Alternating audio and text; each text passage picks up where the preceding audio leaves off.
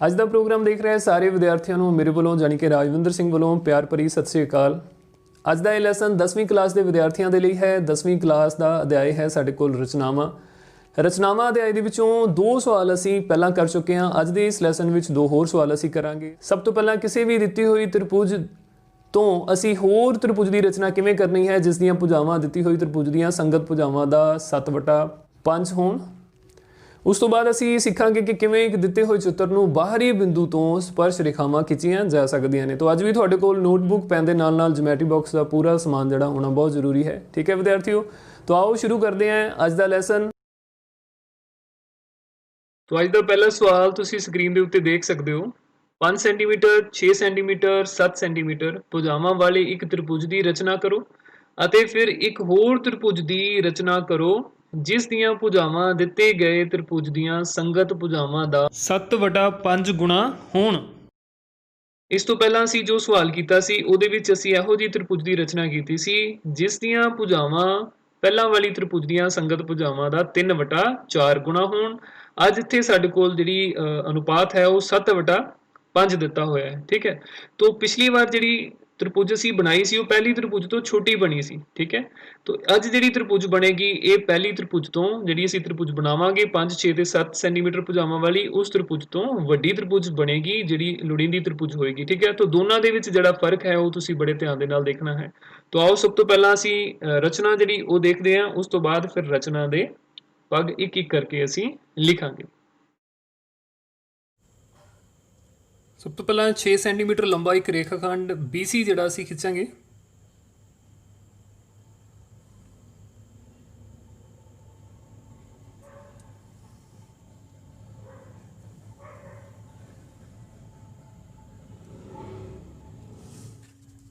BC 6 centimetre. ਠੀਕ ਹੈ, तो AB ਦੀ ਲੰਬਾਈ ਜਿਹੜੀ ਅਸੀਂ 5 ਸੈਂਟੀਮੀਟਰ ਲਵਾਂਗੇ ਤੇ AC ਦੀ ਲੰਬਾਈ 7 ਸੈਂਟੀਮੀਟਰ ਲਵਾਂਗੇ। ਠੀਕ ਹੈ, ਉਹਦੇ ਲਈ B ਤੋਂ ਅਸੀਂ 5 ਸੈਂਟੀਮੀਟਰ ਤੇ ਇੱਕ ਚਾਪ ਲਗਾਵਾਂਗੇ ਔਰ C ਤੋਂ ਅਸੀਂ 7 ਸੈਂਟੀਮੀਟਰ ਅਰਧਵਿਆਸ ਦੀ ਇੱਕ ਚਾਪ ਜਿਹੜੀ ਉਹ ਲਗਾਵਾਂਗੇ। ਸੋ 5 ਸੈਂਟੀਮੀਟਰ ਅਰਧਵਿਆਸ ਦੀ ਚਾਪ ਲਈ ਅਸੀਂ ਪ੍ਰਕਾਰ ਦਾ ਮੂੰਹ ਜਿਹੜਾ 5 ਸੈਂਟੀਮੀਟਰ ਖੋਲ ਲਵਾਂਗੇ। ਠੀਕ ਹੈ, ਤੇ ਬਿੰਦੂ B ਤੋਂ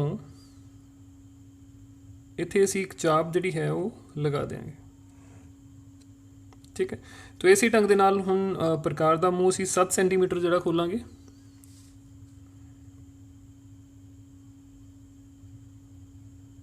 ਅਤੇ ਬਿੰਦੂ C ਤੋਂ 7 ਸੈਂਟੀਮੀਟਰ ਅਰਧਵਿਆਸ ਦੀ ਇੱਕ ਚਾਪ ਲਗਾਵਾਂਗੇ ਜਿਹੜੀ ਕਿ ਪਿਛਲੀ ਚਾਪ ਨੂੰ ਜਿਸ ਬਿੰਦੂ ਤੇ ਕੱਟੇਗੀ ਇਸ ਬਿੰਦੂ ਦਾ ਨਾਮ ਅਸੀਂ A ਰੱਖ ਦਿਆਂਗੇ। तो ਹੁਣ ਅਸੀਂ AB ਤੇ AC ਨੂੰ ਜੋੜ ਦਿਆਂਗੇ।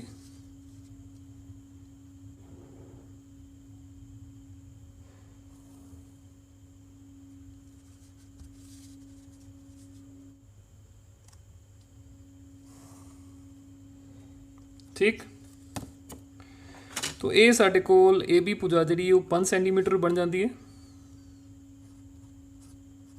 तो AC जी भुजा है साडे कोल 7 सैंटीमीटर बन जाएगी। ठीक है, हुण असी एक इहो जी त्रिभुज की रचना करनी है जिस त्रिभुज दीयां भुजावां इस त्रिभुज दीयां संगत भुजावां दा 7/5 गुणा होण। ठीक है, वो करन दे लई सब तो पहलां असी BC जिहड़ी भुजा है इहदे नाल न्यून कोण बनाउंदी एक किरण जिहड़ी आ थल्ले असी BX खिंचांगे।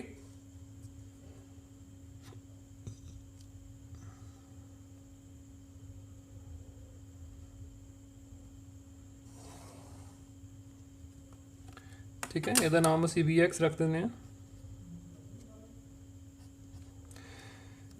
ਹੁਣ B ਤੋਂ ਬਰਾਬਰ ਦੂਰੀ ਤੇ ਸਮਾਨ ਦੂਰੀ ਤੇ ਅਸੀਂ 7 ਬਿੰਦੂ ਜਿਹੜੇ ਇੱਥੇ ਲੈਣੇ ਨੇ ਤਾਂ ਉਹਦੇ ਲਈ ਅਸੀਂ ਪ੍ਰਕਾਰ ਦੀ ਮਦਦ ਲਵਾਂਗੇ। ਪ੍ਰਕਾਰ ਨੂੰ ਅਸੀਂ ਇੱਕ ਜਗ੍ਹਾ ਜਿਹੜਾ ਫਿਕਸ ਕਰ ਲਵਾਂਗੇ। ਸਭ ਤੋਂ ਪਹਿਲਾਂ ਬਿੰਦੂ B ਤੋਂ ਬਰਾਬਰ ਦੂਰੀ ਤੇ ਅਸੀਂ 7 ਬਿੰਦੂ ਜਿਹੜੇ ਲੈਣੇ ਨੇ ਤਾਂ ਇਹ ਸਾਡੇ ਕੋਲ ਇੱਕ ਪਹਿਲਾ ਹੋ ਜਾਏਗਾ 2 3 4 5 6 ਅਤੇ 7। ਇਹਨਾਂ ਦੇ ਨਾਮ ਅਸੀਂ ਰੱਖ ਦਿਆਂਗੇ B1 B2 B3 B4 B5 B6 ਤੇ B7। ठीक है, तो हुण असी B5 ਨੂੰ C ਦੇ ਨਾਲ ਜਿਹੜਾ ਮਿਲਾ ਦੇਾਂਗੇ।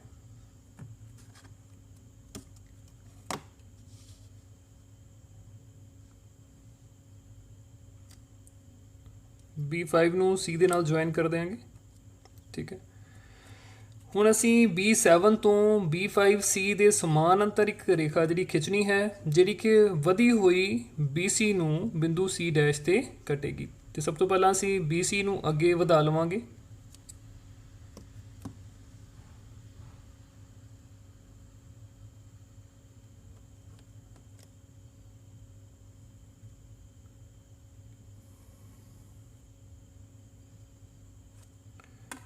ਤੇ ਹੁਣ ਅਸੀਂ B7 ਤੋਂ ਇੱਕ ਰੇਖਾ ਜਿਹੜੀ ਖਿੱਚਾਂਗੇ, ਜਿਹੜੀ ਕਿ BC ਦੇ ਸਮਾਨਾਂਤਰ ਹੋਏਗੀ।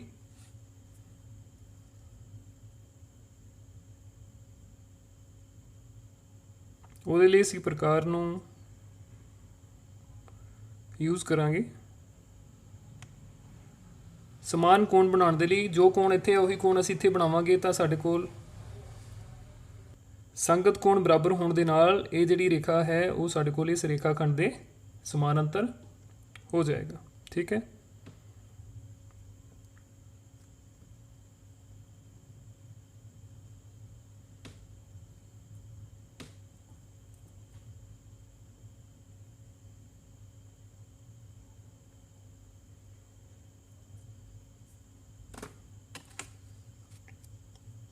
तो इस बिंदु के विचों लंघदी B7 तो असी रेखा जी खिंचांगे।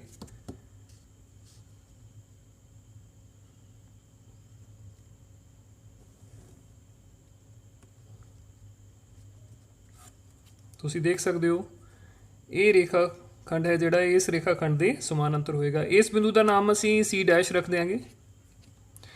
तो हुण इस ढंग के नाल C डैश तो असी CA के समानांतर एक रेखा जिहड़ी खिंचनी है, जिहड़ी कि वधी हुई BA नूं बिंदु A ते A डैश ते कटेगी। ठीक है, तो BA नूं असी अगे एक्सटेंड कर देंगे, वधा देंगे।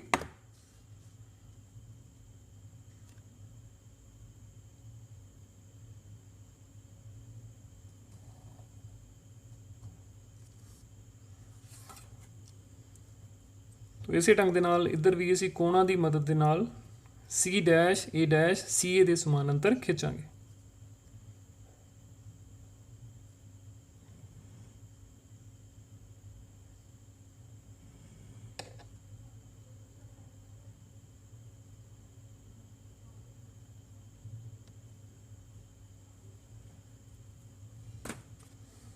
तो C डैश तो इधर असी रेखा जी वो खिंच देंगे।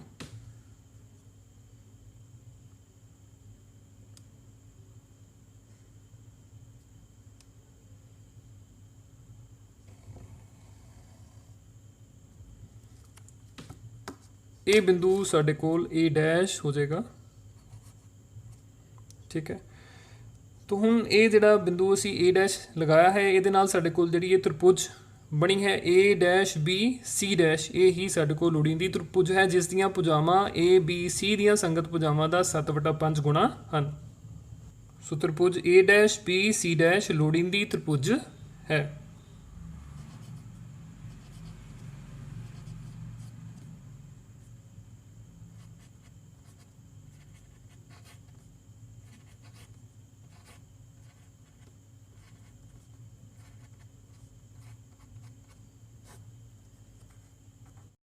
तो सब तो पहला साडे कोल लिखांगे इसी रचना दे पग, स्टेप्स ऑफ कंस्ट्रक्शन।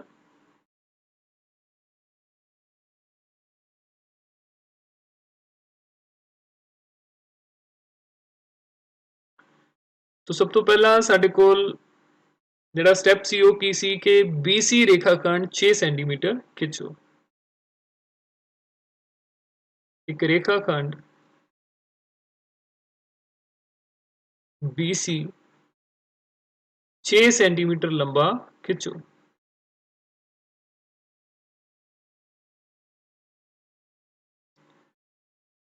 इस तो बाद दूसरा सी साडे कोल कि B नूं ਕੇਂਦਰ ਮੰਨ ਕੇ 5 ਸੈਂਟੀਮੀਟਰ ਦੀ ਅਰਧਵਿਆਸ ਦੀ ਇੱਕ ਚਾਪ ਲਗਾਓ ਅਤੇ C ਨੂੰ ਕੇਂਦਰ ਮੰਨ ਕੇ 7 ਸੈਂਟੀਮੀਟਰ ਅਰਧਵਿਆਸ ਦੀ ਇੱਕ ਚਾਪ ਲਗਾਓ। ਜਿਹੜੀਆਂ ਦੋਨੋਂ ਚਾਪਾਂ ਆਪਸ ਦੇ ਵਿੱਚ ਜਿਸ ਬਿੰਦੂ ਤੇ ਕੱਟਣਗੀਆਂ ਉਹ ਬਿੰਦੂ ਸਾਡੇ ਕੋਲ A ਹੋਏਗਾ।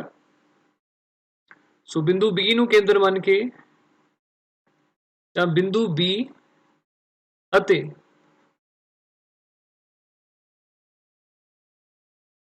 C ਨੂੰ ਕੇਂਦਰ ਮੰਨ ਕੇ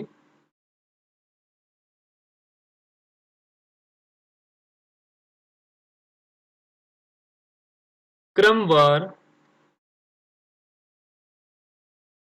5 ਸੈਂਟੀਮੀਟਰ ਅਤੇ 7 ਸੈਂਟੀਮੀਟਰ ਅਰਧਵਿਆਸ ਦੀਆਂ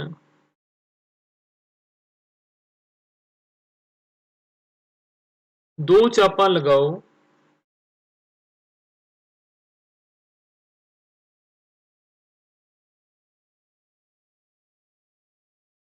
ਜੋ ਕਿ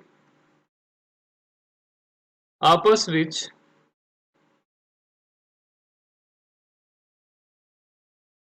ਬਿੰਦੂ A ਤੇ ਕੱਟਣ। ਠੀਕ ਹੈ, तो ਅਸੀਂ B ਤੋਂ ਇੱਕ ਚਾਪ ਲਗਾਈ ਸੀ 5 ਸੈਂਟੀਮੀਟਰ ਅਰਧਵਿਆਸ ਦੀ ਔਰ C ਤੋਂ 7 ਸੈਂਟੀਮੀਟਰ ਅਰਧਵਿਆਸ ਦੀ ਚਾਪ ਲਗਾਈ ਸੀ। ਇਸ ਤੋਂ ਬਾਅਦ ਜੋ ਬਿੰਦੂ A ਸਾਨੂੰ ਪ੍ਰਾਪਤ ਹੋਇਆ ਸੀ ਉਹਨੂੰ ਅਸੀਂ B ਅਤੇ C ਦੇ ਨਾਲ ਮਿਲਾਇਆ ਸੀ। तो ਅਗਲਾ ਸਟੈਪ ਹੈ A ਨੂੰ B ਨਾਲ ਅਤੇ C ਨਾਲ ਮਿਲਾਓ।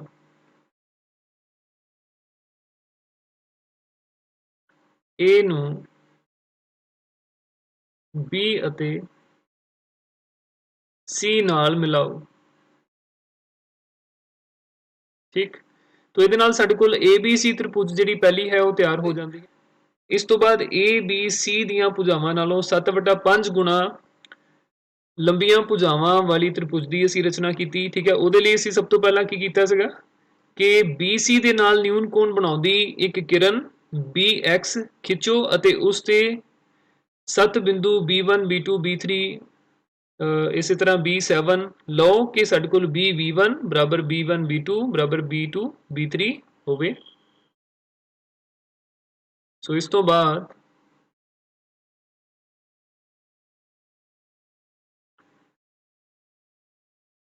BC ਨਾਲ ਨਿਊਨ ਕੋਣ ਬਣਾਉਂਦੀ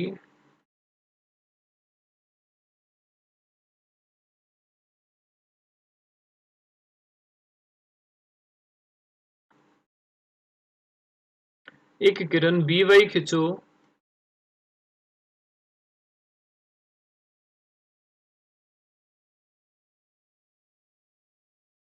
ਅਤੇ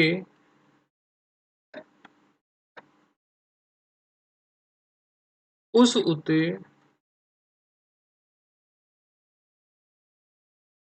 ਬਿੰਦੂ B1 B2 B3 ਅਤੇ B7 ਇਸ ਤਰ੍ਹਾਂ ਲਓ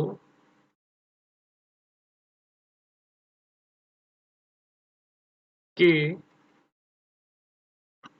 B1 ਬਰਾਬਰ ਹੋਵੇ B1 B2 ਬਰਾਬਰ ਹੋਵੇ B2 B3 ਤੇ ਇਹ ਬਰਾਬਰ ਹੋਵੇ ਇਸੇ ਢੰਗ ਦੇ ਨਾਲ B6 B7। ਇਹ ਸਾਰੇ ਛੋਟੇ ਜਿਹੜੇ ਪੋਰਸ਼ਨ ਹੈ ਇੱਕ ਦੂਜੇ ਦੇ ਬਰਾਬਰ ਹੋਣਗੇ। ਇਸ ਢੰਗ ਦੇ ਨਾਲ ਅਸੀਂ ਇਹ ਬਿੰਦੂ ਸਾਰੇ ਲਏ ਸਨ ਪ੍ਰਕਾਰ ਦੇ ਨਾਲ। ਠੀਕ ਹੈ, ਤੋ ਇਸ ਤੋਂ ਬਾਅਦ ਹੁਣ ਅਸੀਂ ਕੀ ਕੀਤਾ ਸੀਗਾ ਕਿ B5 ਨੂੰ C ਦੇ ਨਾਲ ਅਸੀਂ ਮਿਲਾਇਆ ਸੀ।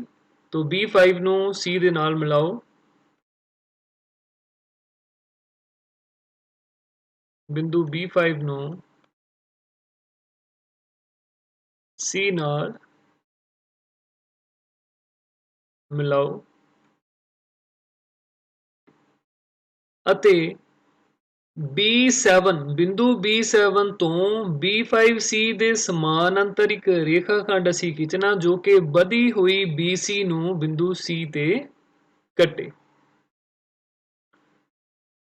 ਅਤੇ ਨਾਲ ਹੀ ਇਹਦੇ ਅਸੀਂ ਲਿਖਾਂਗੇ ਕਿ ਬਿੰਦੂ B7 ਤੋਂ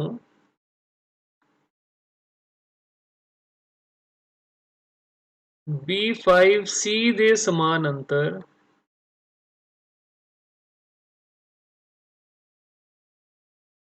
ਇੱਕ ਰੇਖਾ ਖਿੱਚੋ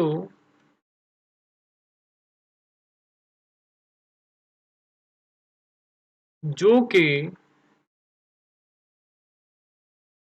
ਵਧੀ ਹੋਈ BC ਨੂੰ ਬਿੰਦੂ C' ਤੇ ਕੱਟੇ। ਠੀਕ ਹੈ, ਇਹਦੇ ਵਿੱਚ ਅਸੀਂ BC ਨੂੰ ਵਧਾਇਆ ਸੀ ਤੇ ਉਹ ਇਹ B7 ਤੋਂ ਇਸ ਦੇ ਸਮਾਨਾਂਤਰ ਅਸੀਂ B5 BC ਦੇ ਸਮਾਨਾਂਤਰ ਰੇਖਾ ਖਿੱਚੀ ਸੀ ਜੋ ਕਿ ਇਸ ਵਧੀ ਹੋਈ ਰੇਖਾ ਨੂੰ C' ਤੇ ਮਿਲਦੀ ਸੀ। ਇਸ ਤੋਂ ਬਾਅਦ ਫਿਰ C' ਤੋਂ CA ਦੇ ਸਮਾਨਾਂਤਰ ਇੱਕ ਰੇਖਾ ਅਸੀਂ ਖਿੱਚਣੀ ਹੈ ਜੋ ਕਿ ਵਧੀ ਹੋਈ BA ਨੂੰ A' ਤੇ ਕੱਟੇ। तो अगला पॉइंट साडे कोल होएगा बिंदु C' तो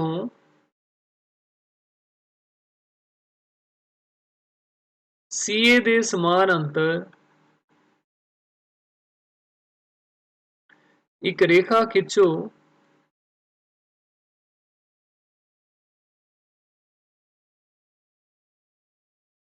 ਜੋ ਕਿ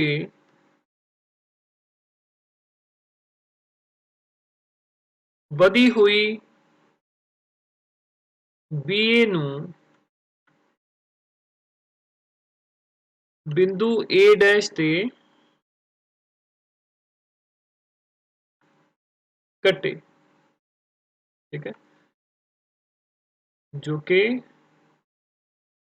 C' ਤੋਂ ਅਸੀਂ ਇੱਕ ਰੇਖਾ ਖਿੱਚੀ ਜਿਹੜੀ CA ਦੇ ਸਮਾਨਾਂਤਰ ਵਧੀ ਹੋਈ BA ਨੂੰ ਜੋ A' ਤੇ ਕੱਟੇ। ਤੋ ਇਹ A' B C' ਇਸ ਹੀ ਸਾਡੇ ਕੋਲ ਲੋੜੀਂਦੀ ਤ੍ਰਿਭੁਜ ਹੈ ਜਿਸ ਦੀਆਂ ਭੁਜਾਵਾਂ ਪਹਿਲੀ ਤ੍ਰਿਭੁਜ ABC ਦੀਆਂ ਸੰਗਤ ਭੁਜਾਵਾਂ ਦੇ 7/5 ਗੁਣਾ ਹਨ।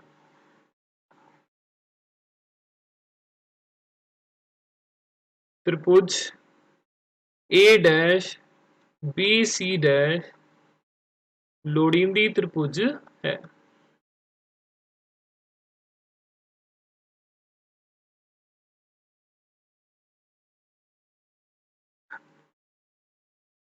ठीक है, तो इस ढंग ਦੇ ਨਾਲ ਆਪਾਂ ਰਚਨਾ ਦੇ ਪਗ ਜਿਹੜੇ ਲਿਖਣੇ ਨੇ ਤੇ ਨਾਲ ਜਿਹੜੀ ਕੰਸਟਰਕਸ਼ਨ ਵੀ ਰਚਨਾ ਦੇ ਪਗ ਲਿਖਣੇ ਬਹੁਤ ਸੌਖੇ ਨੇ। ਜੋ ਵੀ ਅਸੀਂ ਕੰਸਟਰਕਸ਼ਨ ਦੇ ਵਿੱਚ ਕਰਨਾ ਹੈ ਉਹ ਹਰ ਪੁਆਇੰਟ ਆਪਾਂ ਰਚਨਾ ਦੇ ਪਗ ਦੇ ਵਿੱਚ ਲਿਖ ਦਿੰਨੇ ਹਾਂ। ਠੀਕ ਹੈ,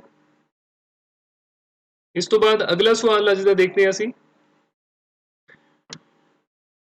ਅਗਲਾ ਸਵਾਲ ਸਾਡੇ ਕੋਲ ਹੈ ਕਿ ਇੱਕ ਚੱਕਰ ਦੇ ਬਾਹਰ ਸਥਿਤ ਇੱਕ ਬਿੰਦੂ ਤੋਂ ਉਸ ਉੱਤੇ ਸਪਰਸ਼ ਰੇਖਾਵਾਂ ਦੀ ਰਚਨਾ ਕਰਨਾ। ਠੀਕ ਹੈ, ਤਾਂ ਆਪਾਂ ਦੇਖਾਂਗੇ ਕਿਵੇਂ ਇੱਕ ਚੱਕਰ ਦੇ ਬਾਹਰ ਜਿਹੜਾ ਇੱਕ ਬਿੰਦੂ ਹੋਏਗਾ ਉਸ ਤੋਂ ਅਸੀਂ ਚੱਕਰ ਨੂੰ ਸਪਰਸ਼ ਰੇਖਾਵਾਂ ਖਿੱਚ ਸਕਦੇ ਹਾਂ। ਤਾਂ ਆਓ ਸਭ ਤੋਂ ਪਹਿਲਾਂ ਇਸ ਦੀ ਰਚਨਾ ਜਿਹੜੀ ਹੈ ਉਹ ਅਸੀਂ ਦੇਖਦੇ ਹਾਂ, ਉਸ ਤੋਂ ਬਾਅਦ ਫਿਰ ਰਚਨਾ ਦੇ ਪਗ ਲਿਖਾਂਗੇ। ਸਭ ਤੋਂ ਪਹਿਲਾਂ ਅਸੀਂ ਇੱਕ ਚੱਕਰ ਜਿਹੜਾ ਹੈ ਉਹ ਬਣਾਵਾਂਗੇ।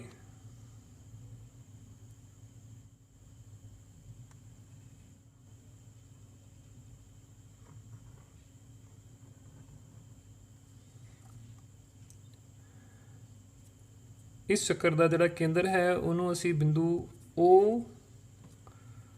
मान लेंदे हैं। तो इस चक्कर के बाहर एक बिंदु असी इत्थे P लवांगे जिस बिंदु तो असी इस चक्कर के उत्ते दो स्पर्श रेखावां खिंचनियां हैं। ठीक है, तो सब तो पहला P ते O नूं असी मिला देंगे।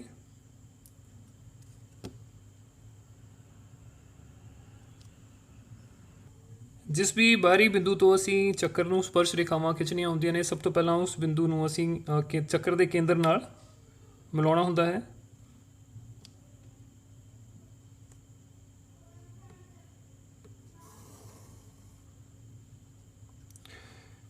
तो ਹੁਣ ਅਸੀਂ P ਤੇ O ਇਸ ਰੇਖਾਖੰਡ ਦਾ ਮੱਧ ਬਿੰਦੂ ਜਿਹੜਾ ਉਹ ਲੈਣਾ ਹੈ। PO ਦਾ ਮੱਧ ਬਿੰਦੂ ਲੈਣ ਦੇ ਲਈ ਅਸੀਂ प्रकार ਨੂੰ PO ਦੇ ਅੱਧ ਤੋਂ ਥੋੜਾ ਜਿਹਾ ਜ਼ਿਆਦਾ ਖੋਲ ਲੈਣਾ ਹੈ ਤੇ ਦੋਨੋਂ ਪਾਸੇ ਜਿਹੜੀਆਂ ਅਸੀਂ ਉਹ ਚਾਪਾਂ ਲਗਾਵਾਂਗੇ। ਇਸੇ ਢੰਗ ਦੇ ਨਾਲ ਪ੍ਰਕਾਰ ਨੂੰ ਉਨੀ ਹੀ ਖੁੱਲੀ ਰੱਖ ਕੇ ਫਿਰ ਅਸੀਂ P ਤੋਂ ਜਿਹੜਾ ਦੋ ਚਾਪਾਂ ਲਗਾਵਾਂਗੇ ਜਿਹੜੀਆਂ ਕਿ ਪਹਿਲਾਂ ਲਗਾਈਆਂ ਗਈਆਂ ਚਾਪਾਂ ਨੂੰ ਕੱਟਣਗੀਆਂ। ਹੁਣ PO ਦਾ ਅੱਧ ਕਰਨ ਦੇ ਲਈ ਇਹ ਦੋਨੋਂ ਹੀ ਕਾਟ ਬਿੰਦੂਆਂ ਨੂੰ ਮਿਲਾਵਾਂਗੇ।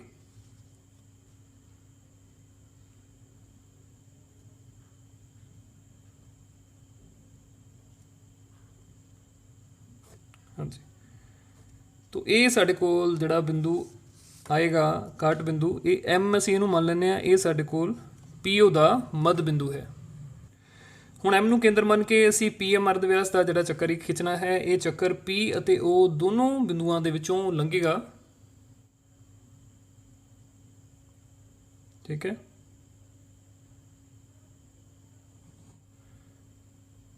ਠੀਕ ਹੈ। ਤੋ ਇਹ ਚੱਕਰ ਪਹਿਲੇ ਚੱਕਰ ਨੂੰ ਜਿਨ੍ਹਾਂ ਬਿੰਦੂਆਂ ਤੇ ਕੱਟਦਾ ਹੈ ਉਹ ਬਿੰਦੂਆਂ ਦੇ ਨਾਮ ਅਸੀਂ Q ਅਤੇ R ਜਿਹੜਾ ਉਹ ਰੱਖ ਲਵਾਂਗੇ। Q ਤੇ R। ਹੁਣ PQ ਅਤੇ PR ਨੂੰ ਜੋੜ ਦਿਆਂਗੇ।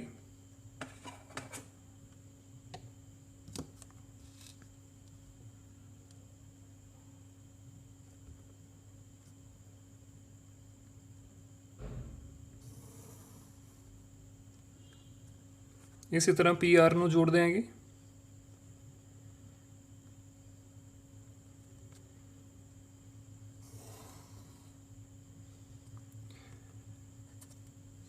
ਸੋ ਹੁਣ PQ ਤੇ PR ਸਾਡੇ ਕੋਲ ਲੋੜੀਂਦੀਆਂ ਦੋ ਸਪਰਸ਼ ਰੇਖਾਵਾਂ ਹਨ ਜਿਹੜੀਆਂ ਅਸੀਂ ਦਿੱਤੇ ਹੋਏ ਚੱਕਰ ਨੂੰ ਇੱਕ ਬਾਹਰੀ ਬਿੰਦੂ P ਤੋਂ ਖਿੱਚੀਆਂ ਹਨ।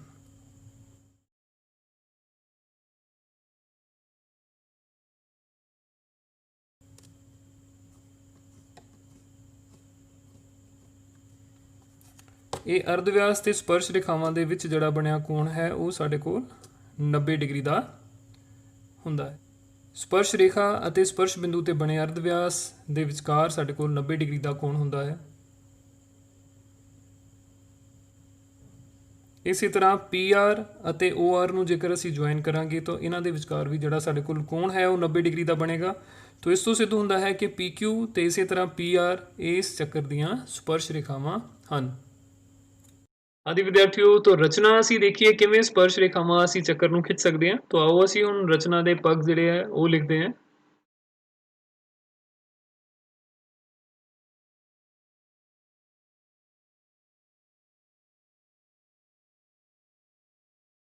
तो ਇਹਦੇ 'ਚ ਸਭ ਤੋਂ ਪਹਿਲਾ ਸਟੈਪ ਜਿਹੜਾ ਸਾਡੇ ਕੋਲ ਸੀ ਉਹ ਕੀ ਸੀ? ਅਸੀਂ ਇੱਕ ਚੱਕਰ ਜਿਹੜਾ ਖਿੱਚਿਆ।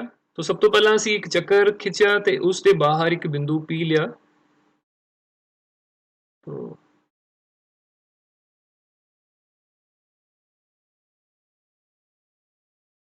ਇੱਕ ਚੱਕਰ ਖਿੱਚੋ ਅਤੇ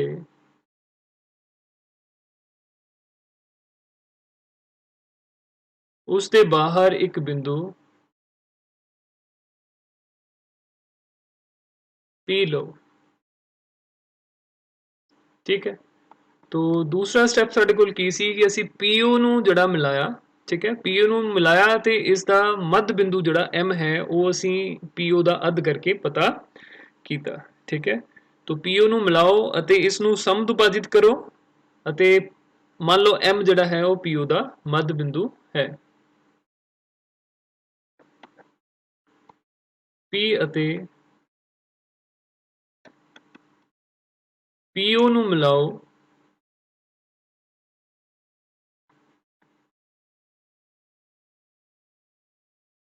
ਅਤੇ ਇਸ ਨੂੰ ਸਮਦੁਭਾਜਿਤ ਕਰੋ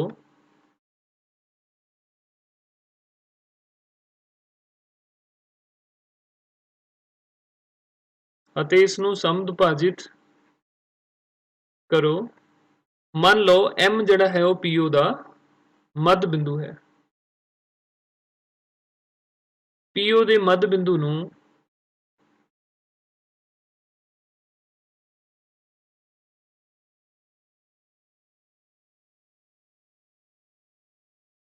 M ਨਾਲ ਅੰਕਿਤ ਕਰੋ।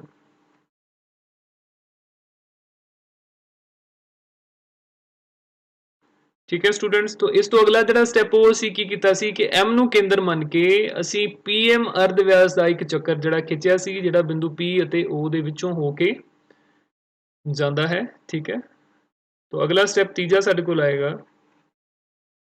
M ਨੂੰ ਕੇਂਦਰ ਮੰਨ ਕੇ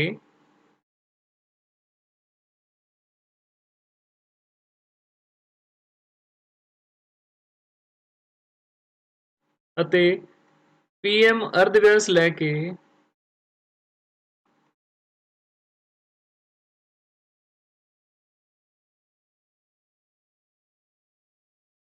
ਇੱਕ ਚੱਕਰ ਖਿੱਚੋ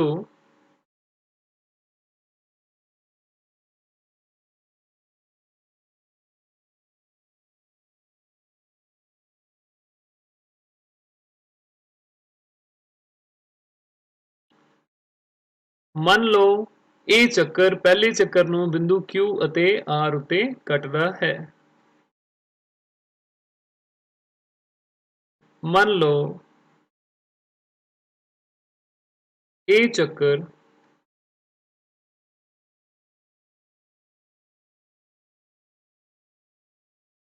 ਪਹਿਲੇ ਚੱਕਰ ਨੂੰ ਬਿੰਦੂ Q ਅਤੇ R ਉੱਤੇ ਕੱਟਦਾ ਹੈ।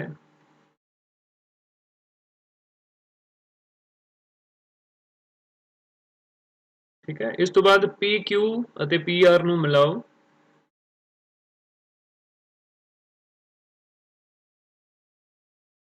PQ ਅਤੇ PR ਨੂੰ ਮਿਲਾਓ।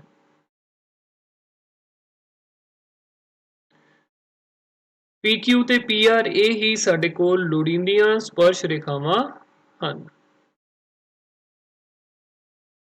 PQ ਅਤੇ PR ਲੋੜੀਂਦੀਆਂ